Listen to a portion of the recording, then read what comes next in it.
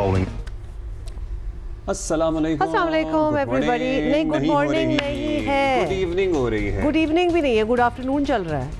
Evening तो मतलब शामों को होती है ना, अभी तो हम दोपहर को बैठे हुए हैं। हाँ, शाम बखैर ही कर लेते हैं। फैसला कर लें प्लीज हमारे लिए कि हमें आपको क्या कहना चाहिए। वैसे तो सलाम तो चल ही रहा है। होता है सुबह बखैर आपको कहना, लेकिन आपको बता दें कि हम शाम में इस वक्त बराह रास्त आपके साथ मौजूद हैं जियो पाकिस्तान के इस रमजान स्पेशल शो में। That's right. And can we also पहले डिस्क्लेमर आपको दे दें, क्योंकि सालों से लाइक ऑलमोस्ट अ डेकेड हम सुबह का शो करते हैं, तो हमारी ना वो फील्स लाइक और वो सेंस और सब कुछ सुबह पे रहती है। So it takes few days a little while कि हम अपने नए टाइम पे ज़रा सेटल हों, जो कि हमें पता है हम जैसे ही सेटल होंगे इंशाल्लाह तो फिर रमज़ान ख़त्म भी हो चुका होगा, हम वापस अपने टाइमिंग्स पे चले जाएंगे। हमें थोड़ा देर से उठने की आदत होगी तो इतनी देर में रमज़ान अपने इख्तिताम को होगा। अभी तो हम मतलब कि अभी हम स्कूल वापस चले जाएंगे, हम स्कूल टाइमिंग्स हमारे स्टार्ट हो जाएगा। But anyway we are here. तो पहला रोज़ा कैसा था आपका? पहला रोज़ा अच्छा गुजरा, मतलब एज सच मौसम चूँकि बेहतर है, कदरे बेहतर है, इसलिए अगर आपका इंडोर ही काम है, अगर आप मजदूरी वगैरह नहीं कर रहे हैं धूप में, तो फिर आपको प्यास की उस तरह से शिद्दत का एहसास नहीं होगा और भूख भी नहीं लगेगी। हाँ, बट अगर आप मेहनत मजदूरी का काम करते हैं तो आपको सर्टनली ये दोनों एहसास ज़्यादा होंगे। You will perhaps not appreciate that, लेकिन एज अ वुमन मैं आपको बता दूं कि हमारे लिए ज़रा मुश्किल इसलिए हो जाता है क्योंकि एन सहरी और एन अफ्तारी पे जब गैस ना हो तो फिर वो टेंशन ही हो जाती है ना। फिर आपको लिटरली प्लान करना पड़ता है, प्रीएम्प्टिव होना पड़ता है थोड़ा सा कि हम कब अपने खाने जो हैं उनको एटलीस्ट हाफ डन करके रख दें। गैस के टाइमिंग से आपका पूरा रूटीन जो है वो चलना होता है। सहरी के लिए और ऑप्शंस आने होते हैं, नो मोर पराठा, अगर गैस ही नहीं आ रही तो पराठा कहाँ से बनेगा। सो बहुत सी चीज़ें जो हैं वो सोचनी पड़ती हैं। तो पहला रोज़ा जो था वो I hope that it's not an indicator of things to come, because gas के बड़े इश्यूज रहे हैं। गैस के इश्यूज हुए हैं और होपफुली गैस के इशू कम हो जाएंगे, ख़त्म हो जाएंगे। एट द सेम टाइम मैं कहता हूँ कि ख़वातीन की मुशक्क़त इस महीने में बहुत ज़्यादा होती है ना, यही बहुत तो ज़्यादा होती है। So all the women in your house please appreciate the efforts. इबादत में भी ज़ाहिर मसरूफ़ होते हैं लोग, उसके लिए भी टाइम निकालना है, लेकिन मर्दों की ज़रा ज़्यादा फरमाइशें होती हैं और फिर हाथ भी कम बटाते हैं हमारे पाकिस्तानी मर्द, इसलिए हाथ बटाएं। और चूँकि हम ये ख़वातीन वीक तो मना ही रहे हैं, आपको पता है इंटरनेशनल डे फॉर वुमेन्स भी आने वाला है, तो हमने पूरा हफ्ते से ज़्यादा ही, हमें तो बड़ा शौक है हम तो महीना भी मना लें, तो इसलिए ज़रा अप्रिसिएशन जो है वो ज़रा ज़्यादा होनी चाहिए। ख़वातीन का भी रोज़ा होता है, इसलिए उनको भी रोज़ा लगता है उनके लिए, और किचन में काम करना वैसे ही मुश्किल होता है, मौसम कैसा भी हो। प्लीज़ उनका ज़रा हाथ बटाएं, बिल्कुल सपोर्ट देम, तो ये बहुत ज़रूरी है। I would say take 1 day और 2 डेज फ्रॉम द वीक और आप let them be out of the kitchen और आप कुछ करें। अगर पराठे नहीं बना सकते तो आप एटलीस्ट टेबल लगा सकते हैं, टेबल उठा सकते हैं, डिशेस कर सकते हैं, बहुत कुछ कर सकते हैं। ये talking from experience may be yes. नहीं, अच्छी बात है ना, मतलब इसको ओन करें कि अच्छी बात है कि ये करना चाहिए। और मैं तो खैर पराठे सेक भी लेता हूं, सो इट्स ओके। हाँ, ऑफ कोर्स वो ना हाथ घुमा के आपने अपने आप ना नाम लगा लेते हैं सब, वो उस पे कोई सेटल कर दे और उसके बाद आई कैन डू इट। हम आगे चलते हैं वरना और बड़ी चीजें निकलेंगी। कुछ पॉलिटिकल बातें पहले हो जाएं। आपको पता ही है अपनी काबीना में तौसी कर चुकी है, लेकिन जरा कंट्रोवर्शियल हो रही है ये तौसी। एक तो अपने ही लोग जरा नाखुश हैं, फिर ऐसे लोगों के बारे में, मतलब राना सनाउल्लाह की ही एग्जाम्पल ले रहे हैं, वो परवेज़ खटक के बारे में क्या क्या नहीं कहते थे। अब राना सना भी मुशीर हैं वज़ीर आज़म के और परवेज़ खटक भी मुशीर हैं वज़ीर आज़म के, actually came as a surprise. चलें आपको शुरू से सारी बात बताते हैं कि शहबाज शरीफ हुकूमत ने हाल ही में वफाकी काबीना में तोसी की है और वज़ीरों की सिलेक्शन और मयार पर तबसरे भी हो रहे हैं और अपोजिशन तो पहले ही इल्ज़ाम लगाती है कि फ़ैसले कहीं और से होते हैं। दिलचस्प बात यह है जो आप ये भी जिक्र कर रहे थे कि नए वज़रा का इंतखाब ख़ुद उनकी अपनी जमातों के लिए भी हैरान कुन है। और जैसे कि अभी एग्जाम्पल दिया है हमने, साबिक वज़ीर आला खैबर पख्तूनख्वा परवेज़ खटक को वज़ीर आज़म का सियासी मुशीर बनाना नून लीग के अपने लोगों के लिए भी सरप्राइज था। और खैबर पख्तूनख्वा में प्लेजेंट और अनप्लेजेंट क्या लग रहा है आपको, मतलब सरप्राइज जरूर था ऑल्सो। खैबर पख्तूनख्वा में नून लीग की रहनुमा इख्तियार वली खान साहब, उस पर बरहम है वो, और बल्कि उन्होंने तो ये तक कह दिया है कि अगर बंदे के पास पंजाब का डोमिसाइल ना हो तो नून लीग में हल्का रह जाता है। सुने 15-16 साल से ज्यादा अरसे से हम एक दूसरे के साथ टॉकिंग टर्म्स में नहीं है, और यहाँ तक कि हमारे इतने हालात खराब हैं, ताल्लुकात खराब है कि हम एक दूसरे से हाथ भी नहीं मिलाते। वजह क्या है? क्योंकि उन्होंने मेरे लीडर को गाली दी, उन्होंने मेरे नजरिए को गाली दी, उन्होंने मेरे लीडर की बेटी को गाली दी, उन्होंने मेरी पार्टी को गाली दी, मेरे वजीर आजम को गाली दी है। मेरे घर के सामने से वो गुजरते हैं जुलूस लेकर तो मेरे लीडर के उनके खिलाफ नारे लगाते हैं। मुझे बुलाया गया था जिस दिन ये कैबिनेट बन रही थी, मुझे दावत भी मिली थी उस दिन की। फिर एक रात पहले मेरे पास मैसेज आया कि आप वो मीटिंग जो है तो कैंसिल हो गई है। ये क्या बात थी कि आपको हटाकर आपके हरीफ जो 30 साल से, इतने सालों से आपके खिलाफ सियासत कर रहे हैं, उनका नाम शामिल कर दिया गया? ये इसकी क्या मंतक होगी फिर? ये मंतक मुझे अभी तक समझ नहीं आई। ऑलराइट, ये आपने देख लिया और काफ़ी वो सरप्राइज थे और काफ़ी ऑफेंडेड भी थे। ज़राए से ऐसी इतलात भी आ रही हैं कि इख्तियार वली खान ने सूबाई additional secretary, chief coordinator youth और मेंबर CEC से मुस्ताफ़ी होने पर भी गौर शुरू कर दिया है। और जाहिर है ये पार्टी के लिए नेक शगुन तो बिल्कुल नहीं है। नवाज शरीफ इस वक्त पार्टी के सदर हैं, मगर उनका ज़्यादातर फोकस जो है वो पंजाब हुकूमत पर है और यही वजह है कि दीगर सूबों में पार्टी रहनुमाओं के गिले शिकवे जो हैं वो ऑब्वियसली बढ़ रहे हैं। वैसे हाउ अबाउट मियां नवाज शरीफ जाएं, ज़रा कुछ दिन सिंध में गुजारें, कुछ दिन खैबर पख्तूनख्वा में गुजारें और अपनी जमात जो दीगर सूबों में उनके सेंटर्स हैं उनको मुस्तहकम करें, वहाँ के लोगों से मुलाकात करें। उनकी presence would mean a lot in these provinces and their leaders. दूसरी तरफ MQM वफाक में नून लीग की इत्तेहादी है, मगर हैरत अंगेज़ बात यह है कि MQM से वजीर लिया जा रहा था मगर पार्टी के कन्वीनियर को पता नहीं था क्या हो रहा है। जो हो रहा है पता तो है। उन लोगों का बना हुआ है कि आपकी और मुस्तफ़ा कमाल की इख्तिलाफात हैं और हमेशा आपको और मुस्तफ़ा कमाल को गवर्नर सिंध जो है वो साथ बिठा। नहीं, मेरा ख्याल है ये बात तो दुरुस्त नहीं है। अच्छा, ये जो अभी हल्फ बर्दारी हुई थी, कोई इंटीमेशन नहीं थी और सिर्फ मीडिया पे चल रहा था और मैं जिस वक्त जहाज़ पे था उस वक्त शायद मुस्तफ़ा भाई को फ़ोन आया है ना, तो मैं इस तरफ आ चुका था और उनको भी 11th आवर में पता लगा था। उस वक्त मैं यहाँ आ चुका था कराची। तो आपके मुस्तफ़ा कमाल की ऐसे कोई नहीं, कोई लड़ाई, कोई इख्तलाफ नहीं है, क्योंकि मैं जहाज़ पे था, मेरा फ़ोन बंद था तो उन्होंने मैसेज छोड़ा हुआ था। बेसिकली इल्म नहीं था। किरण खान हमारी साथी हैं, हमारी कॉलीग, वो बात कर रही थी खालिद मकबूल सिद्दीकी साहब से और देख लिया आपने। अच्छा। खैर, इस वक्त हालात क्या हैं? इस वक्त हालात ये हैं कि नून लीग की सबसे बड़ी इत्तेहादी पीपल्स पार्टी भी वफाक से खुश नहीं है। अब तो सरदर जरदारी जैसा मुफाहिमत पसंद सियासी रहनुमा भी शिकवे शिकायतें कर रहा है। इत्तलात यही हैं कि बिलावल भुट्टो जरदारी आज वज़ीर आज़म शहबाज शरीफ से मुलाकात में उन्हें अपने रिजर्वेशंस बताएंगे।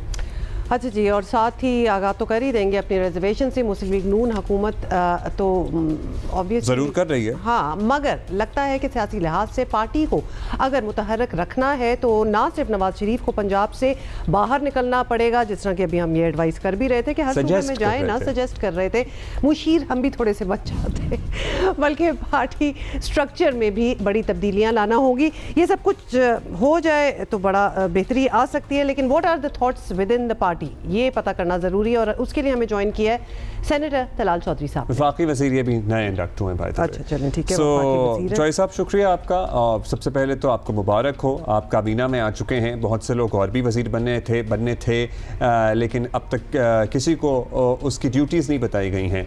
सो आपको पता है कि आपका कलमदान क्या होगा, आपकी जिम्मेदारियाँ क्या होंगी? बिस्मिल्लाहिर्रहमानिर्रहीम। देखिए जी, वज़ीर आज़म इस बात के लिए मुशावरत कर रहे हैं और जल्द कलमदान जो है वो दे दिए जाएंगे। और ये काबीना में जो तस्वीर थी ये ज़रूरत थी और बहुत सारे डिपार्टमेंट्स और बहुत सारी ऐसी चीज़ें हैं जिसमें लोगों को लगाया जाना चाहिए था और एक वज़ीर के पास 3-3, 4-4 मुख्तलिफ डिपार्टमेंट्स है जिससे काम में कुछ हरज हो रहा था और उसी बुनियाद पर वज़ीर आज़म ने कारकर्दगी को और रिजल्ट्स को बेहतर करने के लिए मजीद काबीना में लोगों को शामिल किया है। कलमदान जो है वो जल्द आइंदा 1-8 दिन में दे दिए जाएंगे। जरूरत थी जी, बिल्कुल। ये भी बताइएगा कि जो नई इंडक्शंस हुई हैं उस पर मुस्लिम लीग नून के अंदर से भी कुछ बात जो है वो सामने आ रही है और खैबर पख्तूनख्वा की लीडरशिप खुद को नज़रअंदाज किए जाने और परवेज़ खटक को नवाजे जाने पर खुश नहीं है, तो इस शिकायत में वजन नजर आता है आपको? देखिए, ये जब आपकी कोलेशन गवर्नमेंट होती है तो उसके कोलेशन के कुछ तकाजे होते हैं और यकीनन क्योंकि हमारी पार्टी जो है वो एक नेशनल पार्टी है और हर सूबे में, हर डिस्ट्रिक्ट और तहसील में उसकी प्रेजेंस मौजूद है। और इसी तरह बाकी पार्टीज जो इस वक्त कोलिशन में है वो भी किसी ना किसी जगह पर उनकी मौजूदगी है। तो जब उन लोगों को अकोमोडेट किया जाता है या उन लोगों को वो क्योंकि इत्तेहादी हैं वो हुकूमत में शामिल होते हैं तो हमारे कुछ लोगों को तहफ़्फ़ुज़ात उस पे होते हैं, लेकिन यकीनन हम अपने लोगों के तहफ़्फ़ुज़ात को दूर करेंगे। अच्छा जॉय साहब, अब सियासी इत्तेहादी हों या अपनी पार्टी के लोग, इनकी शिकायत सुनना, उन्हें समझना, उन्हें एतमाद में लेकर फैसले करना, ये तो पार्टी सदर का काम है। पार्टी सदर पंजाब हुकूमत से बाहर ज़ाहिर है उसमें काफ़ी मसरूफ़ हैं, ठीक है हों, लेकिन पंजाब से बाहर तो निकलें, पंजाब से बाहर तो नहीं निकलते। तो क्या वक्त नहीं आ गया कि मियाँ साहब खुद ज़रा मुतहर्रिक हों, कुछ दीगर सूबों का चक्कर लगाएं, कुछ वक्त दें वहाँ की लीडरशिप को, वहाँ के लोगों को? देखिए एक अगर वो लाहौर में या इस्लामाबाद में होते हैं तो इसका मतलब ये नहीं है कि मियां नवाज शरीफ जो है उनकी नज़र या उनका राब्ता जो है उसकी कोई कमी है। बाकी सूबों से बिल्कुल लोग मिलते हैं, राब्ते में रहते हैं और राब्ते में हैं। और ये जो कबीना है इसका भी जो फाइनल फैसला है ये मियां नवाज शरीफ की मंजूरी से किया गया है। और बाकी जो लोग हैं जिनके तहफ़्फ़ुज़ात हैं यकीनन वो पार्टी के सरबराह भी हैं, वो उनको इत्मीनान में भी लेंगे। और बहुत सारी जगहों पर क्योंकि वो मीडिया में चीज़ें नहीं आती या नहीं दी जाती हमारी पार्टी की इंटरनल मीटिंग्स, और जो बहुत सारा मियां नवाज शरीफ जो है मीटिंग्स करते हैं या लोगों से मुशावरत करते हैं, तो ये कहना मुनासिब नहीं है कि उनका राब्ता कोई दूसरे सूबों से कम है।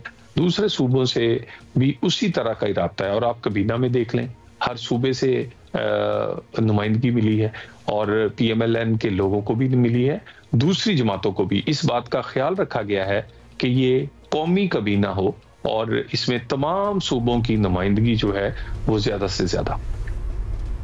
चलिए, तो आपने बता दिया।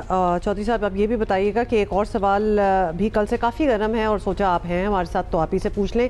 राना सनाउल्लाह साहब ने ऐलान किया है कि पाकिस्तान की मईशत ठीक होने वाली है, शर्त ये है कि कोई 12 अक्टूबर ना आ जाए। तो क्या पार्टी में ऐसा ख़तरा महसूस किया जा रहा है? देखिए इस वक्त मैं समझता हूँ कि शायद ही इस तरह की PMLN को तो इस तरह की हुकूमत का मौका नहीं मिला कि जब अदारे 100% हुकूमत के पीछे खड़े हों। अदारे अपना काम भी कर रहे हैं और हुकूमत को जब जरूरत पड़ती है तो 100% उसके पीछे खड़े हैं। और इसमें कहने में कोई हर्ज नहीं है कि इस वक्त की जो पॉलिटिकल स्टेबिलिटी है उसमें अदारों की कंट्रीब्यूशन शामिल है। और क्योंकि अदारे और हुकूमत एक पेज पे हैं तो इस वजह से ये पॉलिटिकल स्टेबिलिटी और इसी वजह से मुआशी इस्तेकाम आया है। और पाकिस्तान में IMF के साथ मामलात हो, हमारे दोस्त ममालिक से कोई इन्वेस्टमेंट लेकर आनी हो, तो इसमें कोई शक नहीं है कि आर्मी चीफ और दूसरे इदारों का पूरा रोल है। और वजीर आज़म शहबाज शरीफ तमाम ना सिर्फ सियासी इत्तेहादियों को, सियासी जमातों को, सूबों को, बल्कि अदारों को भी साथ लेकर चल रहे हैं। और इसी वजह से आज सियासी इस्तेकाम भी आया है और मुआशी इस्तेकाम भी आया है। बहुत शुक्रिया तलाल चौधरी साहब फॉर स्पीकिंग विद अस। वफाकी वजीर भी अभी रिसेंटली अपॉइंटेड। वैसे जब किसी भी हुकूमत को एतमाद हो जाए ना कि ऐसा तो कभी पहले नहीं हुआ, कभी भी नहीं हुआ कि सफ़ा ही एक है, मतलब दोनों एक ही सफ़े पर नहीं है। ये सफ़ा है ही नहीं, दूसरा सफ़ा ख़त्म हो चुका है, सफ़ा ही एक है। पहले होता था ना कि अब मुक़्तदरा और हुकूमत पार्लियामान जो है वो एक ही सफ़े पे है। नहीं, there are no two pages, there is just one page now. क्या उसी के दो रुख हैं। How romantic is that? How romantic is that? How romantic is that? अच्छा जी, अब हम कुछ और बात करते हैं क्योंकि यहाँ बहुत रोमांटिक बातें हो गई हैं जी। अमरीकी शहर लॉस एंजलिस में किसी रोमांटिक फिल्म ने जगह बनाई है कि नहीं वो पता नहीं, वो आप बताएं हमें। मैं आपको बताती हूँ। तो जी लॉस एंजलिस में ऑस्कर्स का पूरा इवेंट हुआ और जो उनकी बेहतरीन मूवीज़ थी उनमें सारों को अवार्ड्स भी मिले। और ऐलान कर दिया गया जीतने वालों का। हाँ, जीतने वालों के ऐलान में वो एक्चुअली बहुत से लोगों ने लिखा हुआ है कि जैसे अनोरा जिसको बेस्ट फिल्म का अवार्ड मिला है वो एक रोमांटिक कॉमेडी है, लेकिन वो बिल्कुल कोई रोमांटिक कॉमेडी वैसे नहीं है। कॉमेडिक एलिमेंट आप उसमें ढूंढ सकते हैं अगर आपका दिल चाह रहा है। What is the genre? Let's not talk about it. जिन्होंने देखी है they will say let's not talk about it right now. तो इसमें जी इसको बेस्ट फिल्म का भी अवार्ड मिला है और बेस्ट एक्ट्रेस का भी मिला है। एक्ट्रेस का भी मिला है जी अनोरा में। अच्छा जी, द ब्रूटलिस्ट ने 3 लिए हैं, विकेट ने 2 लिए हैं, और क्या है एमिलिया पेरेज ने 2, और जून पार्ट 2 ने भी 2 अवार्ड्स अपने नाम किए हैं। और क्या है जी, मिकी मेडिसन को अनोरा में अदाकारी पर बेहतरीन अदाकारा का अवार्ड जो हम आपको बता रहे थे। एडियन ब्रूडी को बेहतरीन अदाकार अवार्ड मिला है ब्रूटलेस के लिए। Actually if you watch the film, तो जब फिल्म स्टार्ट ही होती है तो ऑनेस्टली आई न्यू कि इसको मिल जाना चाहिए ऑस्कर, क्योंकि वो वैसे भी एड्रियन ब्रूडी एक बड़े ही ज़बरदस्त किस्म के आर्टिस्ट हैं, बहुत ज़्यादा। तो this was quite a role for him. मंझे हुए पहले कितना इस्तेमाल होता था, बड़े मंझे हुए हैं। उनको ये पता होगा कि वो मंझे हुए ओके सॉरी, आगे चलो। और कौन सी मूवीज़ हैं? रियल पेन के किएरन कल्किन ने अपने नाम बड़े ही अच्छे, वैसे एक्चुअली उनको अवार्ड भी मिला और उनकी स्पीच भी अच्छी थी। It was an interesting speech. और बेहतरीन मौबिन अदाकारा का एजाज़ जो है वो एमिलिया पेरेज में अदाकारी पर ज़ोए सल्डाना को मिला है। सो सबसे ज़्यादा अवार्ड्स लेने वाली फिल्म बनी अनोरा, और बेहतरीन फिल्म के साथ साथ best director, best editing, original screen play के अवार्ड्स भी इसने अपने नाम किए हैं। Which sometimes you watch movies और आप थोड़ा सा you wonder, मतलब आप जब मूवी देख ली, जब मैंने कुछ महीनों पहले मूवी देख ली थी तो आई वाज जस्ट क्वेश्चनिंग कि अच्छा दिस इज इंपॉर्टेंट, लेकिन फिर उसको सारे अवार्ड्स मिल गए। डॉक्यूमेंट्री आपको पता है बड़ा इंपॉर्टेंट रहा है क्योंकि पाकिस्तान भी इसमें अवार्ड ले चुका है ऑस्कर्स। और इजरायली फौज की मगरबी किनारे में बस्तियों पर कब्जे के खिलाफ फ़लस्तीन की जो मुज़ाहिमत है, फ़लस्तीनियों की जो मुज़ाहिमत है, उस पर एक डॉक्यूमेंट्री बनाई गई थी जिसका टाइटल है नो अदर लैंड। इसको बेहतरीन डॉक्यूमेंट्री। सबसे इंटरेस्टिंग बात यह है कि इसको जो बनाया है वो मुश्तरका फ़लस्तीनियों ने और इजराइलियों ने दोनों ने मिल के बनाई है ये डॉक्यूमेंट्री, और उसको ऑस्कर मिला है। तो ये इसका obviously it has a lot of meaning over there. Actually कुछ इसके क्लिप्स वगैरह मैंने देखे थे। It's very interesting, very brutal also, to be honest, रोना सा आ जाता है, बट इनको रिकग्निशन मिली है, so that is very good कि ऑस्कर मिला है। सो बाकी ऑफ कोर्स ये सारी सेरेमनी जो है ये बहुत स्निपेट्स में तो सोशल मीडिया पे चली रही है, आप देख सकते हैं, लेकिन आ भी जाएगी। तो आप अगर आपने लाइव नहीं देखी तो you can also you'll get it somewhere to watch it. अच्छा जी, अभी हम आगे बढ़ेंगे और हम अपनी बातें करेंगे और रमज़ान और मुबारक की बातें करेंगे। तैयारियां चल रही हैं। इफ्तारी आई अभी तक आपको किसी के घर से, मोहल्ले से सिलसिला शुरू हुआ? नो। सो आप पहल करें ना। सो सियालकोट में क्या चल रहा है, क्या बाजारों की क्या रौनकें हैं, कौन बता रहे हैं हमें? और ये हमें बता रहे हैं उमर एजाज। उमर भाई बताइए। Let's watch. मैं तो मौजूद हूँ सियालकोट के लहाई बाज़ार में, जहाँ पर आप देख सकते हैं कि जो रोज़ादार है वो काफ़ी जो है वो पुरजोश है। रोज़ादार जो है वो अपनी मनपसंद अशिया जो है वो यहाँ से खरीद कर लेकर जा रहे हैं। खरीदारी का सिलसिला जारी है। पकोड़े, समोसे और सब्जियों के, गोश्त वाली दुकानों पे हर जगह पर जो है वो काफ़ी रश दिखाई दिया जा रहा है। मेरा कैमरामैन अगर आपको दिखाए तो ये लहाई बाज़ार का आपको मैं मंजर दिखा रहा हूँ, जहाँ एक तरफ रोज़ादार जो है वो ख़रीदारी में मसरूफ़ हैं, वहीं दूसरी जानिब रोज़ादार ये भी शिकायत करते हुए नज़र आ रहे हैं कि जो कीमतें हैं अशियाए खुर्दनोश की उनमें काफ़ी हद तक इजाफा हो चुका है। माह रमज़ान में एक जज्बे के तहत जो है कीमतों को कम करना चाहिए, लेकिन यहाँ पर जो है मार्केट में, मंडी में और दीगर जो बाज़ार हैं वहाँ पर जो कीमतें हैं उनमें इजाफा कर दिया गया है। जी ऑलराइट, चले चलते हैं जी जल्दी से। एक्साइटमेंट कम लग रही थी सियालकोट में, पेशावर में रसूल दावर हमें अपडेट करेंगे। Let's see. यहाँ पे हम आपको दिखा रहे हैं ये इस बाज़ार में अफ्तारी के लिए तैयारी की जा रही है। अगर मेरा कैमरामैन सदीक बंकर्स दिखा सके, ये यहाँ पे सीख कबाब और इसके अलावा मुख्तलिफ़ किस्म के गोश्त 70 रुपये का एक सीख यहाँ पे तैयार किया जा रहा है, और साथ साथ यहाँ पे मुख्तलिफ़ किस्म के मीठे हैं। ये क्या चीज़ है आपके पास? ये जी मुरब्बा है जी। मुरब्बा है।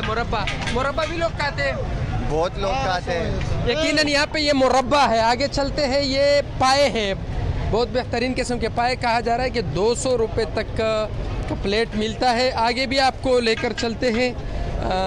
पाए भी कुछ लोग खाते हैं और यहाँ पे छोले रखे गए हैं। अफ्तारी के लिए कोशिश होती है हर शख्स की कि वो ज़्यादा से ज़्यादा चीज़ें ख़रीद सकते हैं। इस वक्त आप देख सकते हैं ये पकोड़े, समोसे और इसके अलावा मछली, मुख्तलिफ़ किस्म की चीज़ें यहाँ पे तिल रहे हैं, पक रहे हैं और लोग लेकर जा रहे हैं। रमज़ान मुबारक की अफ्तारी की ख़रीदारी के लिए इस बाज़ार में बहुत ज़्यादा रश है। न सिर्फ रश है बल्कि लोग मुख्तलिफ़ किस्म की ख़रीदारी कर रहे हैं। ये जो रोटी है यहाँ पे चपाती इसको कहते हैं। ये पहले 20 रुपये क्या हुआ करती थी, आजकल कहा जा रहा है कि 25 रुपये की है। महंगाई भी है साथ साथ, लेकिन लोग फिर भी ख़रीदारी कर रहे हैं। महंगाई तो चले हैं। अच्छा थैंक यू रसूल दावड़, और आपने हमें बहुत तरह अनवाओ इक़साम की आपने हमें चीज़ें दिखा दी। और ये चपाती का साइज़ जो है ना, it's good and it's so thin, इतनी अच्छी है। मतलब इसमें आप पेपर थिन, इसको आप रोल करके कोई भी अपना खाना टाइप सीन सैंडविच रोल बना लें इसका टू मेक, तो आप बना सकते हैं। अच्छा जी, अब कहाँ ये जा रहा है? अब you can tell us, actually आप ही हैं जो कि ज़्यादा बेहतर जज इसके हो सकते हैं कि महंगाई कुछ कम हुई है।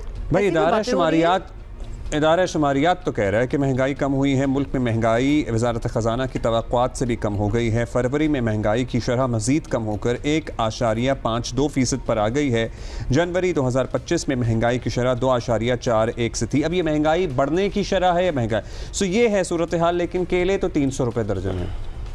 मेरा ख्याल है कि वैसे एक बात बताऊं, ये शुरू में ज़रा ज़्यादा आग लगी होती हैं and as soon as a few days pass चीज़ें सेटल हो जाती हैं। हाँ, तो शुरू में फिर अब मतलब, मगर ये शुरू में आग नहीं लगनी चाहिए ना चीज़ों पे। यही तो काम है, जो इतनी बड़ी मशीनरी है, ये जो इंतजामिया है, ये AC है, DC है। एक बात बताएं, अगर हमने केलों की बात करी ले तो किन्नू क्यों इतने महंगे हैं? किन्नू का तो सीजन आउट हो गया। नहीं, इवन जब था तब भी बड़े महंगे थे और अब जो थोड़े 400 अब तो स्टोर के आ रहे हैं। अब इट्स वेरी एक्सपेंसिव। और एक्चुअली लाहौर में I was talking to my mom, वहाँ भी बड़े महंगे थे। तो ये प्राइसेस का कुछ देखना पड़ेगा। हम ले रहे हैं 1 किनू लें, बस उसको जूस निकालें फ्रूट चाट में और बस कोई खाने की जरूरत नहीं है। बात करें, आप तोहफा दे दें 1 किनू। ब्रेक के बाद मिलते हैं। ब्रेक लेते हैं। मैं क्यों 1 किनू लूँ, तोहफा दो।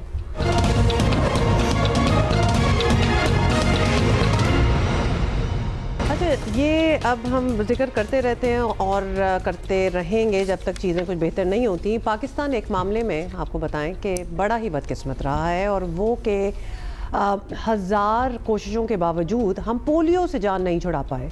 कितनी अजीब बात लगती है ना। एक जो ऑब्सोलीट हो चुकी है दुनिया में बीमारी, वो हमारे यहाँ है। गुज़िश्ता साल 74 केसेस निकले थे और नए साल की सिर्फ 2 माह में मज़ीद 6 केसेस जो हैं वो सामने आ चुके हैं, और ये सिलसिला कहीं रुकता भी नज़र नहीं आ रहा। पोलियो वायरस के ख़िलाफ़ जंग में हमारी जीत का वाहिद रास्ता क्या है? वैक्सीनेशन कैंपेन्स हैं, मगर यहाँ भी कम चैलेंजेस नहीं हैं। सिक्योरिटी के इशूज़ हैं, प्रोपेगेंडा है, माशरती मसाइल हैं, वैसे ही हमारे रवैये हैं। यहाँ तक कि आपको पता ही है पाकिस्तान के बाज़ इलाकों में तो जान से भी जा रहे हैं। पोलियो वर्कर भी, उनके साथ ड्यूटी पर मामूर पुलिस एहलकार भी। कमी एरियाज़ हैं ऐसे जहां आप बेधड़क होकर पोलियो वर्कर जा सकता है और काम कर सकता है। और इस मुहिम और इस कोशिश में ख़वातीन का किरदार बड़ा कलीदी है। मतलब हम अपने बचपन से लेकर और आज अपने बच्चों की बात करें तो उनको भी ख़वातीन वर्कर्स ही हैं जो घर घर दस्तक देती हैं। और हम ख़वातीन को इस हफ्ते, वैसे तो हम करते रहते हैं अक्रॉस द ईयर, लेकिन इस हफ्ते खुसूसी सेलिब्रेट कर रहे हैं, मैं आपको बताऊं कि हम इमेजिन नहीं कर सकते कि अगर ख़वातीन पोलियो वर्कर्स ना हो तो फिर क्या हो, तो हमारे बच्चों को पोलियो के खतरे लगे। मतलब ऑनेस्टली ये सोच के जरा अजीब लगता है। आयशा रज़ा साहिबा हमारे साथ मौजूद हैं जो कि इसी तरह बड़े अरसे से इस कौम के बच्चों की हिफाजत के लिए जा रही हैं, घर घर जा रही हैं और इस मुल्क की खिदमत कर रही हैं। बहुत शुक्रिया आयशा। वेलकम, बहुत शुक्रिया आपका। शुक्रिया आपका, बिल्कुल आपका शुक्रिया, and thank you for joining us today on Geo Pakistan. सबसे पहले तो बताएं कितने अरसे से आप ये काम कर रही हैं पोलियो वर्कर का? कुछ साल ही हुए हैं, 2-4 साल? नहीं, मुझे 10 साल हो गए मैं पोलियो वर्कर। ज़बरदस्त। लेकिन 10 साल में हम ज़रा अपने ऑडियंस को भी यहाँ बताना चाहते हैं और आपसे भी पूछेंगे, क्योंकि हम ऐसी वारदातें सुन चुके हैं पोलियो वर्कर्स को। मतलब एक तो धुतकारते हैं, बच्चों को कतरे नहीं पिलाने देते हैं, और उसके बाद कभी कभार एक्सट्रीम केसेस में मार भी देते हैं। तो आपने कैसे ये काम शुरू किया, और कोई खौफ, कोई डर, कोई ऐसी बात नहीं लगी? मैं जब खुद छोटी थी तब मुझे पोलियो हुआ था। मैं खुद पोलियो का शिकार हुई थी, तो मैंने यही सोचा, पोलियो वर्कर बनने का सोचा। तो जब मैं पोलियो वर्कर बनी तो फिर मैंने लोगों को बताया मैं खुद एक पोलियो का शिकार हूँ, तो लोग देखते हैं, सीख भी लेते हैं, अपने बच्चों को पोलियो के कतरे भी पिलाते हैं। हम बारिश हो, सर्दी हो, गर्मी हो, जाते हैं, लोगों के बच्चों को कतरे पिलाते हैं। तो लोग ये चीज़ देखते हैं, लेकिन कुछ लोग जिनको अभी भी इतनी अवेयरनेस नहीं है, वो इस तरह की जाहिलाना हरकतें करते हैं कि हमने अपने बच्चों को कतरे नहीं पिलाने, या बाद में जब हम उनको थोड़ा बहुत उनको बात करने की कोशिश करते हैं, उन्हें समझाते हैं कि देखें ये 2 कतरे आपके बच्चों के लिए कितने ज़रूरी हैं, देखें ये एक लाइलाज बीमारी है, आपके बच्चों के लिए बहुत ज़रूरी है, तो फिर वो मान भी जाते हैं। अच्छा, ज़बरदस्त ये बात है, क्योंकि आपकी अपनी स्टोरी भी बीच में इन्वॉल्व है, जो आप बता रही हैं। तो कमाल की बात है कि आपको इतना एहसास है कि किसी को पोलियो नहीं होना चाहिए। ये चुना भी बिल्कुल हम ये आप आज हमारे साथ हैं, तो आपसे हम ये ज़रूर पूछना चाहेंगे, जब आप जाती हैं और लोगों को जो नहीं मान रहे होते उनको कन्विंस करना होता है, तो उनकी रीजनिंग क्या होती है कि हम क्यों नहीं लगवाना चाहते बच्चों को कतरे, और क्या उसमें खवातीन शामिल होती हैं या फिर घर के मर्द शामिल होते हैं?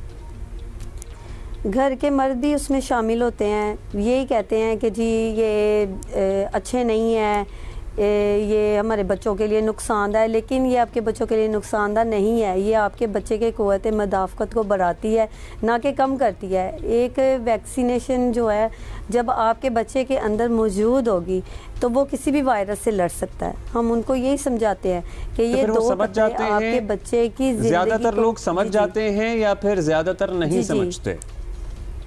ज़्यादातर लोग समझ भी जाते हैं, लेकिन जो नहीं समझते फिर हमारे ऑफिसर्स आते हैं, या वो फिर पुलिस केस हो जाता है, वो फिर बहुत लंबी बात हो जाती है, लेकिन हम उन्हें मना लेते हैं कि आप अपने बच्चों को 2 कतरे पोलियो के पिला लें, क्योंकि आपका बच्चा अपने लिए खुद फैसला नहीं ले सकता। आपने अपने बच्चे का फैसला खुद करना है। जब आप अपने बच्चे का हर फैसला ले सकते हैं, तो उसकी सेहत के मामले में आप क्यों कंप्रोमाइज़ कर रहे हैं? आप अपने बच्चे की 2 कतरे पिलाकर आप अपने बच्चे की जान बचा सकते हैं, तो फिर आपको ये भी फैसला लेने के लिए आपको गुरेज नहीं करना चाहिए। बड़ी जबरदस्त आपने बात की है आयशा, हमें कुछ कहने की जरूरत नहीं पड़ी। मेरा ख्याल है कि आज आपकी कहानी देखकर सुनकर लोग समझ गए होंगे, और जिनके जहन में कोई खाम ख्याली होगी तो वो भी कह रहे होंगे। बहुत शुक्रिया आयशा रजा, आज आपने हमें ज्वाइन किया है। कमाल की ये बात है ना कि मुफ्त में 2 कतरे आपके घर आके बच्चों को पिलाए जा रहे हो, और उससे उनकी जिंदगी जो है वो जिंदगी भर की माजूरी से बच सकते हैं। क्यों रिफ्यूज करेगा कोई, और क्यों करते और हैं? आयशा खुद पोलियो का शिकार हैं, और इसलिए वो इस दर्द को, इस तकलीफ को समझती हैं, लेकिन फिर भी उन्होंने अपना मिशन बनाया हुआ है। इस बारे में सोचें। हम ले रहे हैं एक छोटी सी ब्रेक।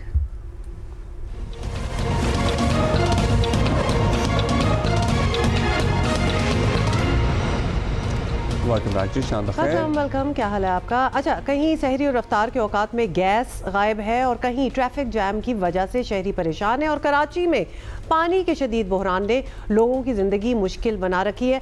लिहाजा कुछ ना कुछ जो होता है ना, रमज़ान में हर किसी को कुछ ना कुछ शेयर ऑफ ट्रबल मिलेगा। अच्छा, रमज़ान के आगाज़ पर मुल्क के बड़े शहरों जिसमें कराची, लाहौर, पेशावर, रावलपिंडी समेत वही मसाइल नज़र आ रहे हैं जिससे अवाम बरसों से नबर्द आजमा है, मतलब अब बस भुगत रहे हैं टू बी ऑनेस्ट। तमाम छोटे बड़े शहरों में सबसे ज़्यादा लोग सहर और इफ्तार के औकात में गैस ना होने की शिकायत कर रहे हैं। रमज़ान से पहले मुतल्लका गैस हुक्काम जो हैं उन्होंने यकीन दहानी कराई थी कि सहरी और इफ्तारी में तो भाई गैस नहीं जाएगी। हाँ, बिल्कुल मगर ऐसी बात हो रही थी। नहीं हुआ। गैस का प्रेशर इतना कम है कि कोई चीज़ बनाना मुमकिन नहीं है, रोटी अकड़ जाती है। आप सोचिए कि अगर आपने तलने वाली कोई चीज़ बनानी है तो वो हल्की आंच पे तो वैसे ही नहीं बन सकता, और हल्की आंच पे बन नहीं सकती, और रोटी तो बिल्कुल ही हल्की आंच पे नहीं बन सकती। फिर अगर आप समोसा तलेंगे या रोल भी कोई फ्राई कर रहे होंगे तो वो सारा तेल पी लेगा और फट से जाते हैं, मतलब खाने काबिल नहीं रहता। वज़ीर-ए-आज़म शहबाज शरीफ ने गैस न मिलने का नोटिस लेते हुए रात का हंगामी मीटिंग की है। वज़ीर-ए-आज़म ने सुई गैस और मुतल्लिका हुक्काम को हिदायत की है कि सहर और इफ्तार का वक्त शुरू होने से कम 45 मिनट पहले गैस फराहमी यकीनी बनाई जाए। हाँ, वैसे एटलीस्ट वैसे 1 घंटा पहले तो होनी चाहिए gas. That is so true, मतलब 1 घंटा तो डेफिनेटली होना चाहिए। सहरी में अगर आप रोटी खानी है, पराठा खाना है तो 45 मिनट इज लेस टाइम। अच्छा, आपको साथ साथ ये भी बता दें, because I don't know if you feel it और नॉट, लेकिन सुई हुकाम ने गैस प्रेशर में 10% इजाफे का भी फैसला किया है। पता नहीं हो गया है कि नहीं। कराची की बात करें तो इस वक्त शहर जो है वो बड़े इशूज़ हैं भाई। कराची में तो ट्रैफिक जैम है, पानी आजकल एक सर फहरिस्त एक इशू जो चल रहा है, गैस वगैरह का तो है ही। मुख्तलिफ शहरों की हम सूरत हाल मालूम करेंगे, मुख्तलिफ शहरों के जो मुख्तलिफ इशूज़ हैं उस पर बात करेंगे। सबसे पहले कराची चलेंगे। वलीद अहमद हमारे साथ मौजूद हैं। वलीद, गैस की फरहमी से मुताल्लिक भी बताइएगा कौन कौन से इलाके ज़्यादा मुतासर हैं। फिर हाइड्रेंट्स का एक मसला बड़े दिन से चल रहा है जिसकी वजह से 6000 का टैंकर 16000 में भी नहीं मिल रहा था लोगों को। उस सूरत हाल में क्या कोई बेहतरी आई? देखिए, कराची का जो गैर मामूली ट्रैफिक है वो अब कराची वालों के लिए मामूल की बात बन गई है।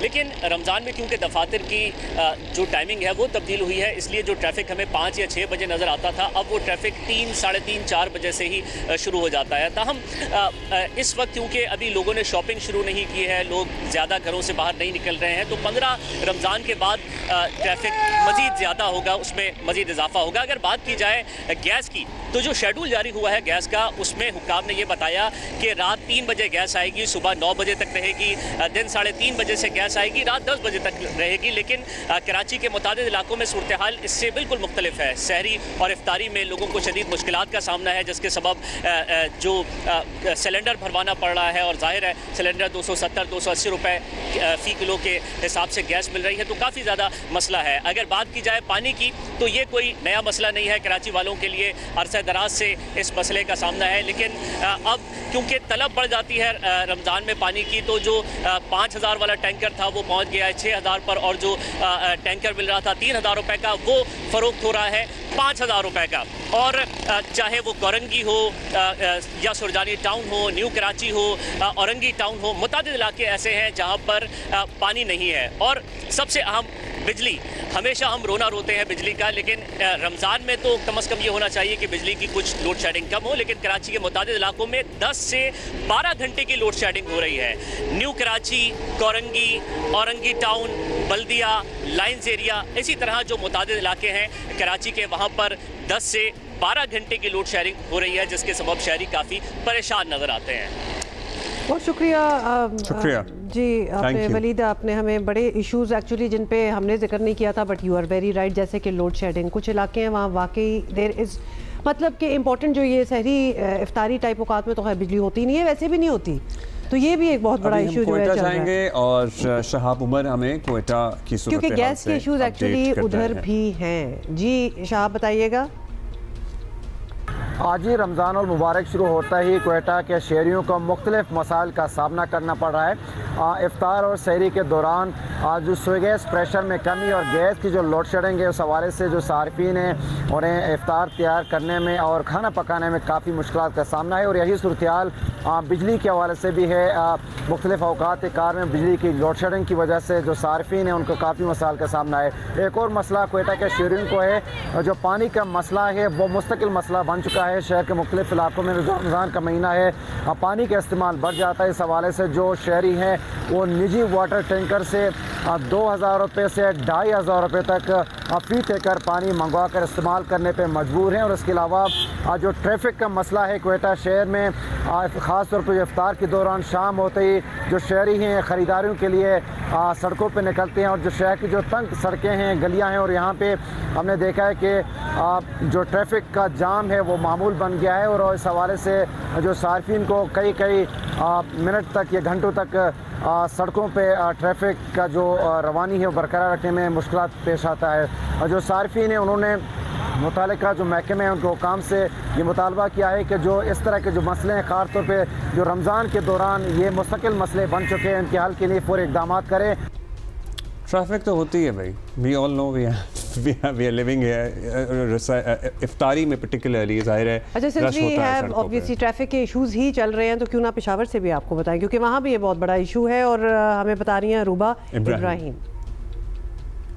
जी, रमजानुल मुबारक शुरू होते ही पेशावर में शदीद ट्रैफिक जैम देखने को मिल रहा है। अफ्तार से पहले खरीदारी के लिए शहरियों की बड़ी तादाद के बायस शहर के मुख्तलिफ इलाकों में शदीद रश देखने को मिल रहा है। दूसरी जानिब गुज़िश्ता रोज से वक्फे से जारी बारिश के बायस भी ट्रैफिक की रवानी में खलल पड़ रहा है, जिसकी वजह से शहरियों को शदीद मुश्किलात का सामना है। किस्सा ख्वानी बाजार, चौक यादगार, सदर बाजार और यूनिवर्सिटी रोड पर ट्रैफिक के बायस सड़कों पर गाड़ियों की लंबी कतार कतारें देखने को मिल रही हैं। शहर में मुनासिब यू टर्न्स और ज़ीब्रा क्रॉसिंग की कमी के बाइस भी ट्रैफिक का निज़ाम दरहम बरहम है। पैदल चलने वालों के लिए सहूलियात नहीं है, जिसकी वजह से वो बेतरतीब तरीके से सड़क उबूर करते हैं, जिसकी वजह से ट्रैफिक में खलल पैदा होता है। इसके अलावा गैर रजिस्टर्ड रक्शे जो हैं वो भी ट्रैफिक जैम का बड़ा सबब है, जो बेहंगम तरीके से चलते हैं और अक्सर मेन शाहराहों पर ही मुसाफिरों को उठाते और बिठाते हैं, जिसकी वजह से ट्रैफिक शदीद मुतासिर होता है। ट्रैफिक पुलिस शहर में रश कम करने के लिए इकदाम कर रही है, ताहम ट्रैफिक कवानीन की खिलाफ वर्जी और सड़कों पर गाड़ियों की गलत पार्किंग जैसे मसाइल बदस्तूर बरकरार है। शहरियों का मुतालबा है कि रमजानुल मुबारक में खसूसी ट्रैफक प्लान मुरतब किया जाए ताकि अफ्तारी के औकात में शहरियों को परेशानी से बचाया जा सके। जी अच्छा, तो बेसिकली कह रही हैं, जिस तरह हमें बता रही थी अरूबा के यू टर्न्स ज़ेब्रा क्रॉसिंग का ना बताया हो कि कहाँ से आप क्रॉस कर सकते हैं, they are also causing Peshawar में आपको पता है ट्रैफिक के मसाइल बहुत पुराने हैं और रमज़ान में और ज़्यादा ज़ाहिर है एक ही टाइम पे लोगों ने कम्यूट करना होता है, सबकी कोशिश होती है इफ्तारी से पहले घर पहुँच जाएँ, इशूज़ तो होते हैं। अच्छा, ट्रैफिक वगैरह गैस ये सब कुछ हो गया, चीनी का भी बड़ा कंजम्पशन भी बढ़ जाती है ना, क्योंकि भी शिकवा कर रहे हैं लोग, क्योंकि चीनी की कंजम्पशन रमजान में शरबत अ लॉट ऑफ पीपल कंजम्पशन बहुत होती है, सो तो ये हमें बता रहे हैं जवाद मलिक फ्रॉम लाहौर।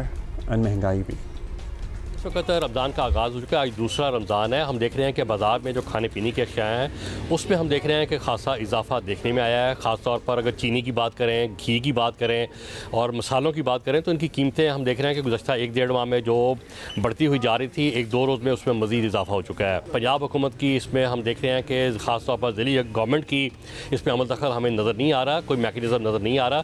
इस वक्त हमारे साथ हाफिज़ आरिफ साहब, सदर करियाना मर्चेंट पंजाब एसोसिएशन मौजूद हैं। आप बताएँगे कि चीनी कीमतों में पिछले 1-1.5 माह में ख़ास तौर पर कितना इजाफा हुआ है और उसके साथ घी या मसाला जात किस हद तक बढ़े हैं? चीनी की अगर बात की जाए तो 35 रुपये पर केजी चीनी में इजाफा हुआ है और मज़ीद 35 रुपये किलो इजाफा होकर ये 200 रुपये के करीब जाके सेल होगी। जैसे काली मिर्च है, ज़ीरा या बड़ी इलायची है, इनमें इजाफा हो गया तकरीबन 500 से 600 रुपये पर केजी। तकरीबन 20 रुपये पर केजी घी महंगा हुआ है एक मंथ में।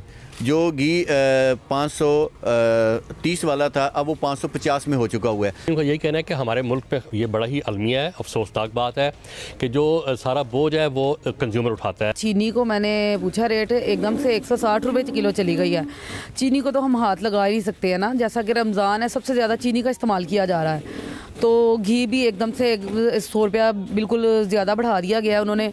और बाहर अगर हम कहें कि चिकन के रेट पे, चिकन भी एकदम से इतना महंगा हो गया है, सब्जियां वो नहीं हाथ लग रही हैं। इस हवाले से गवर्नमेंट को ज़िला इंतज़ामिया को बैठकर कारखानादार से, फैक्ट्री ओनर से मैकेनिज़्म बनाना चाहिए।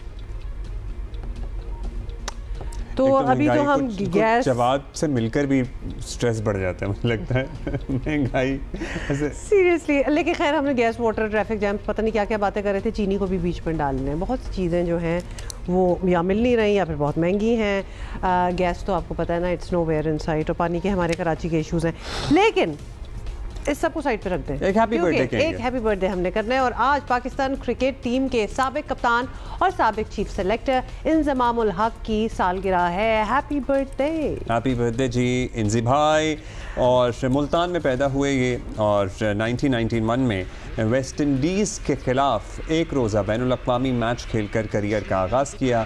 1992 के वर्ल्ड कप की सेमीफ़ाइनल में इनकी इनिंग कोई नहीं भुला सका, जिसमें इंतहाई अहम मौक़ों पर सिर्फ 34 गेंदों में इन्होंने 60 रन किए थे। और सेमी ज़रा सुने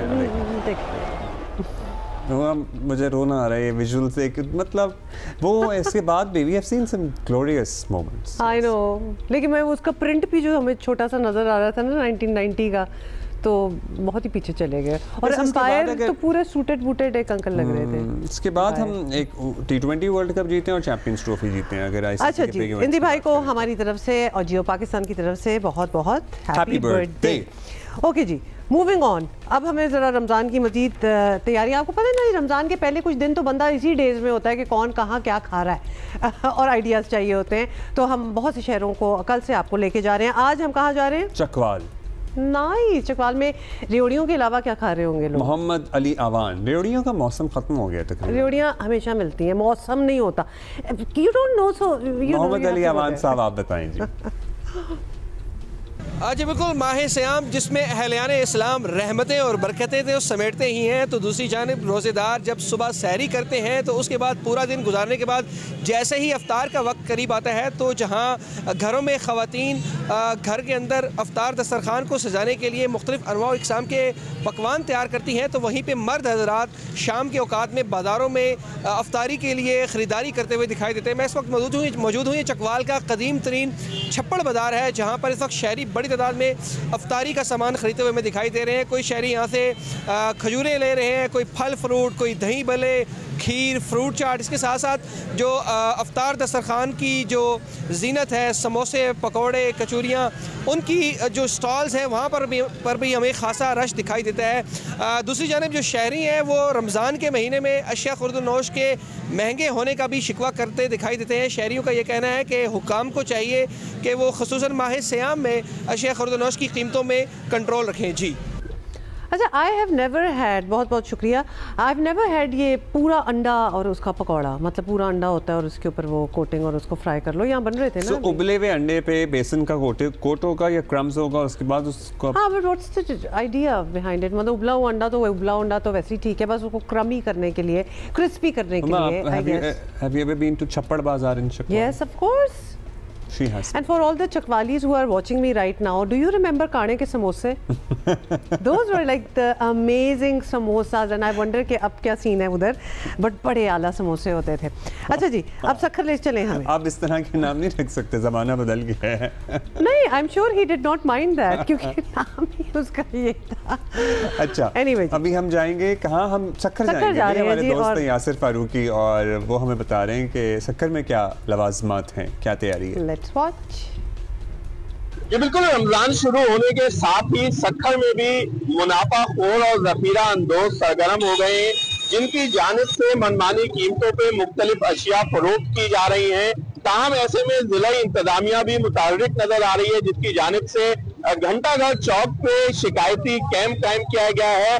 deputy commissioner Sukkur doctor MB. Dharejo ने यहाँ का दौरा किया है। इनसे जानते हैं कि मुनाफाखोरों के खिलाफ क्या एक्शन लिया जा रहा है। 209 जो हमने शॉप्स जो है वो हमने जाके वहाँ पे इंस्पेक्ट किया है, जिसमें से तकरीबन कोई 38 के ऊपर में वायलेशंस मिली हैं और 75,600 जो है हमने यहाँ पे उनके ऊपर फाइन किया है। 4 ऐसे ताजिर जो मनमानी कर रहे थे और जिद कर रहे थे मनमानी कीमतों पे फरोख्त करने के लिए अशिया, उन्हें 24 घंटे के लिए जेल भी भेजा गया है। इसके साथ साथ रमजान ऑर्डिनेंस की खिलाफ वर्जी करने वालों के खिलाफ भी कार्रवाइयां जारी हैं, जिनके खिलाफ अब तक 25,000 के जुर्माने आयद किए गए हैं। Thank you Yasir. और जो पकड़ तकड़ हो रही है ना, जो कीमतों में मनमानी कर रहे हैं, उनके खिलाफ सखर में सख्त कार्रवाई हो रही है, तो होनी भी चाहिए। हाँ। Thank you Yasir. अच्छा जी, कराची चलेंगे। नाता खान पुल पर पड़ने वाले गढ़े शिगाफ की मरम्मत का काम मुकम्मल कर लिया गया है। इट वॉज मोर देन अ गढ़ा वैसे, है ना, और बड़ा सा था। इस पुल के नीचे से मनशियात के आदी अफराद ने लोहा चोरी कर लिया था, जिसके बायस 5 रोज़ से एयरपोर्ट जाने वाले ट्रैक के 4 में से 2 मरम्मत के लिए बंद होने की वजह से ट्रैफिक रवानी तो सर्टनली मुतासिर थी। इमेजिन, वैसे मनशियात के आदी अफराद ने कराची में हशर नशर किया हुआ है, गटर के ढकने, चोरी करना, उसकी वजह से हादसा होना, पुल के नीचे से लोहा चोरी करना होगा। But I always had sense कि अगर मंशियात के अगर आदी हैं तो उनको इतनी भी होश नहीं होगी कि कहाँ क्या करना है। But they are pretty smart, मतलब उनको तो एग्जैक्टली पता है कि क्या किधर से उठाना है, क्या वैल्यूएबल चीज है, किससे उनको मिल सकता है। तो इतने भी मंशियात, मतलब ये तो ठीक ठाक तेज लोग हैं। तो सुलेमान सादत हमें बता रहे हैं कि क्या चल रहा है वहाँ पे अभी। जी बिल्कुल, मैं आपको इस वक्त नाता खान पुल से रिपोर्ट कर रहा हूँ। शारा फैसल पर वाक़ ये नाता खान पुल जो कि यहाँ से एयरपोर्ट की जानिब बढ़ रहा है, इस पर 4 रोज कबल एक बहुत बड़ा गड्ढा पड़ गया था। तो जो सड़क है इसकी मुरम्मत का काम जो है वो गुज़िश्ता रोज ही मुकम्मल हो गया था, लेकिन चूंकि इस सड़क की मुकम्मल शटरिंग की गई है, शटरिंग के बाद जो है वो अब इसके सूखने का अमल जारी है, जो कि लग रहा है कि 1 आध रोज लगेगा। और इस तमाम तर सूरत हाल के बाइस ट्रैफिक की रवानी जो है वो शदीद मुतासिर है, क्योंकि 4 लेन की ये सड़क है जो कि 2 लेन में जो है वो तब्दील हो जाती है। तो जो लोग शारा फैसल से एयरपोर्ट की जानिब जा रहे हैं उन्हें भी जो है वो दुश्वारी का सामना करना पड़ रहा है। Thank you Suleman. अभी हम एक ब्रेक लेंगे, कुछ ही देर में वापस आएंगे।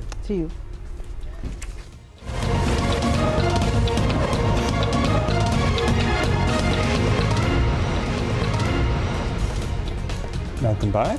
Alright, let's talk cricket. और क्रिकेट में सबसे पहले तो चैंपियंस ट्रॉफी में वैसे तो तमाम खिलाड़ी तनकीद की जद में आए हैं, लेकिन बाबर आजम पर होने वाली तनकीद आज भी जारी है और शायकीन क्रिकेट सबसे ज़्यादा बाबर आजम पर बरस रहे हैं, क्योंकि एक्सपेक्टेशन भी तो उनसे इतनी ज़्यादा थी ना, और हमेशा होती है। उन्हें एशिया कप, वर्ल्ड कप और फिर चैंपियंस ट्रॉफी में बार बार मौके दिए गए, लेकिन बाबर आजम चलकर नहीं दिए। हाँ, बाबर ने आम पाकिस्तानी शायकीन को तो मायूस किया ही। सिलेक्शन कमेटी, पीसीबी हुक्काम भी बाबर की नाकिस परफॉर्मेंस पर सख्त नाखुश हैं। ज़राए बता रहे हैं कि T20 से तो अब हमेशा के लिए प्रॉब्ली छुट्टी हो सकती है उनकी। शायद बाबर खुद को जदीद क्रिकेट के साथ हम आहंग नहीं कर पाए। वो आज भी समझते हैं कि 150 रन बहुत होते हैं, बहुत होते हैं। सुनिए। अच्छा, खैर ये भी हैं, फिर हमारे कप्तान की परफॉर्मेंस भी आपके सामने है, उनकी यूटिलाइजेशन ऑफ रिसोर्सेज भी आपके सामने हैं। फिर हमारे बॉलर्स, आप मुझे बताएं कल का मैच इंडिया को किसने जिताया? बॉलर्स ने। सोच ही लें आप, मतलब आप लोगों ने देखा था कि नहीं देखा था? वैसे व्हाट अ मैच ना, कुछ अब जो मैचेस हो रहे हैं वो देख के मज़ा आता है।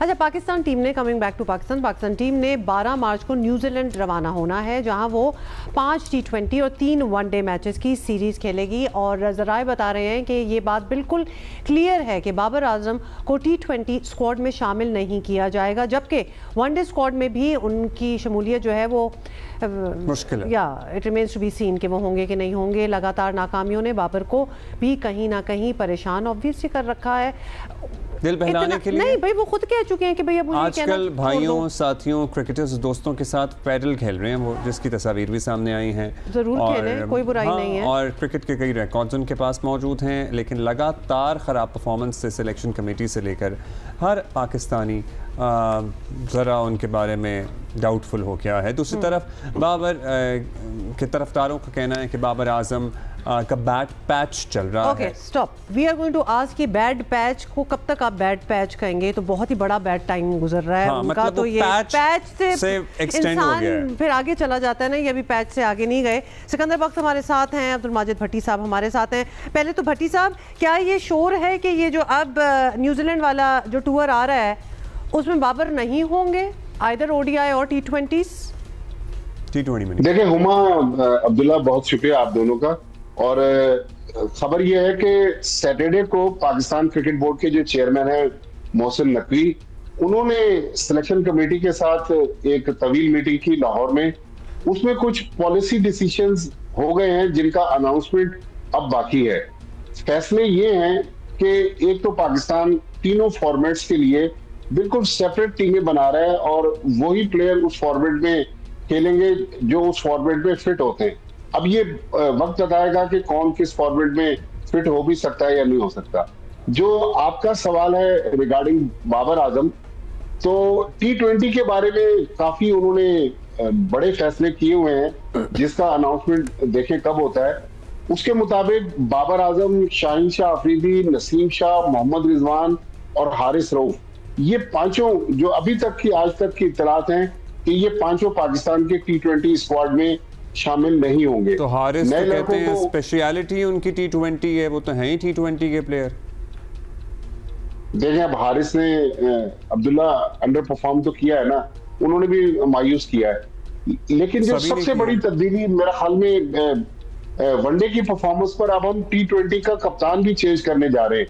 मेरी इत्तलात के मुताबिक सलमान अली आगा कप्तान होंगे और शादाब खान नायब कप्तान होंगे।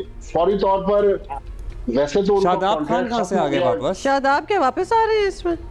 देखिए, यही तो पाकिस्तान क्रिकेट का एक अलमिया है कि हम लोग, यार ये वो सर्कल है भट्टी साहब जिसमें हम गोल गोल ही घूम रहे हैं। वैसे कमाल ही हो गया, मतलब हम सोच रहे थे कि कुछ होने जा रहा है, अब शादाब खान दोबारा नायब कप्तान होंगे। मेरे अगर आप अब्दुल्ला अगला पॉइंट सुनेंगे ना, आपको और थोड़ी सी सूरत हाल बेहतर नजर आएगी कि एक तो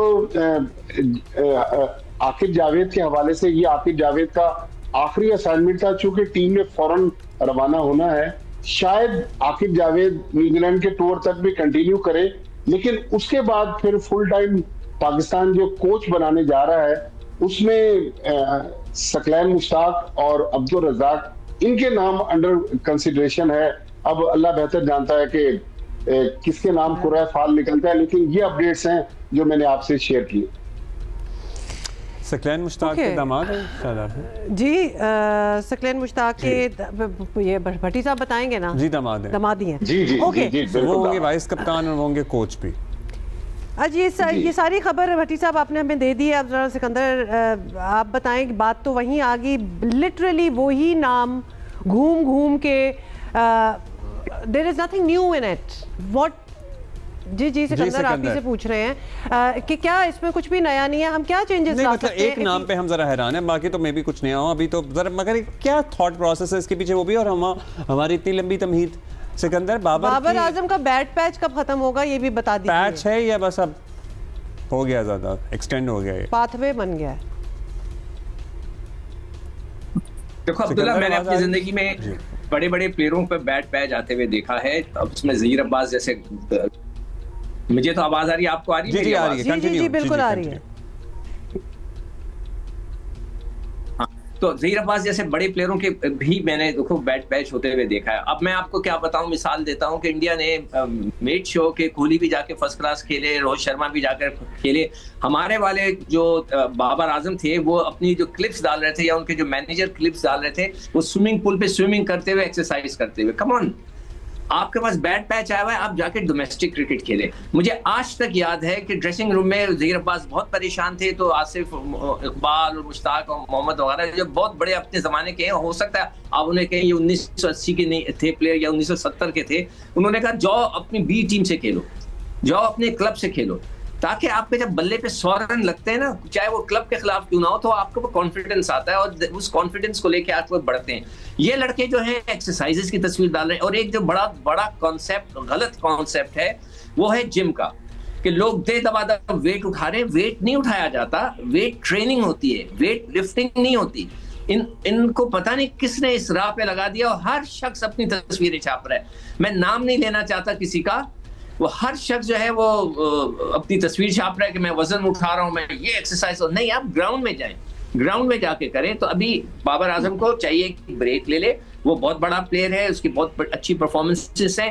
फिर अब नया सीजन जब शुरू होगा, जाए और डोमेस्टिक क्रिकेट खेले, वहां रन्स करे और फिर वापस आए, फॉर्म आ जाएगी। हर एक के साथ होता है, तो ये कोई नई बात तो नहीं है। मगर एक चीज का, ये तो बाबर की बात हो गई। अभी जो भट्टी साहब बात बता रहे थे, मैं पहले भी कह चुका हूं, मैं दोबारा कहूंगा, फिर से कहूंगा, खुदा के वास्ते किसी रिश्तेदार को बड़ी पोस्ट पे ना लेकर आए। ये जो कॉन्फ्लिक्ट ऑफ इंटरेस्ट होता है, मैं बार बार कह रहा हूं, अगर आपका भतीजा, भांजा, बेटा, दामाद आप शामिल हो गए, आप अगर वो खेल रहा है क्रिकेट, उस शख्स को मत लेकर आए। नकवी साहब प्लीज, ये कॉन्फ्लिक्ट ऑफ इंटरेस्ट होता है। मैं आपको हजारों मिसालें दे दूंगा। अब अगले प्रोग्राम में मैं लिख के रखूंगा कि कौन सा लड़का किसके रेफरेंस से आ गया। जब उसका चचा वहां पे था तो वो आ गया, किसी का बाप वहां पे था तो वो एक टेस्ट मैच खेल गया, कोई भाई था तो वो टेस्ट मैच खेल गया, किसी का भतीजा। तो ये ना करें, आप न्यूट्रल रहे। मैं तो कहूंगा किसी अंग्रेज को लेकर आए। और रजाक साहब जो स्ट्राइकिंग फोर्स बना रहे थे, उनसे पूछे तो स्ट्राइकिंग फोर्स का क्या हुआ? कोच वाला तजुर्बा भी तो नहीं चल सका हमारा। यानी कि सिकंदर चले, ये तो हमने बात कर ली। रजाक इज अ क्रिकेटर, उसको चाहिए था, कहता कि लड़के डोमेस्टिक क्रिकेट खेलें। Got it. अच्छा, अब सिकंदर ये भी बता दें, अच्छा चलें, अभी हमारे पास अब टाइम नहीं है, हमें ब्रेक लेनी है, लेकिन वी गेट योर पॉइंट। ये जो T20 का आपने भट्टी साहब बताया है ना कि Salman Ali Agha could be the captain and all, और शादाब का नाम दोबारा से एज नायब कप्तान आया है, इसके बारे में हम दोबारा बात करेंगे ब्रेक के बाद। Okay, let's take a break.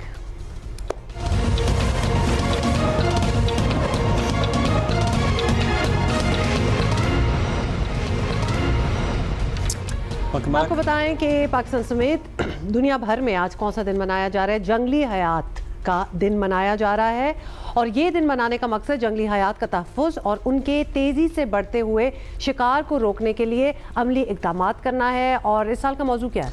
Wild life conservation, finance, investing in people and planet. बहुत सी वजूहात हैं, आपको पता है, जंगलों की बेदरख कटाई है, आबादियों का फैलना है, ग्लोबल वार्मिंग में जंगलों में आग लगने की एक और वजह है। बहुत से वाक़यात हैं जिसकी वजह से हमारी जो जंगली हयात हैं, चाहे वो चरिंद हो, परिंद हों, सभी मुतासिर हो रहे हैं। अच्छा, ऑलराइट, ये भी बताना था आपको, and that also brings us to the end of the show. हाँ जी, आप चैंपियंस ट्रॉफी अपने सेमीफाइनल के मरहलों में पहुंच गई हैं। लेट्स सी कौन सी टीमें पहुंचती हैं। एक होगा वैसे अब मजा आ रहा है मैचेस देखने का, कोई टेंशन खुद की नहीं है ना कि हम किधर स्टैंड करते हैं, हम तो आउट हो ही गए हैं। So enjoy the matches. चलें, we are gonna see you tomorrow इंशाल्लाह।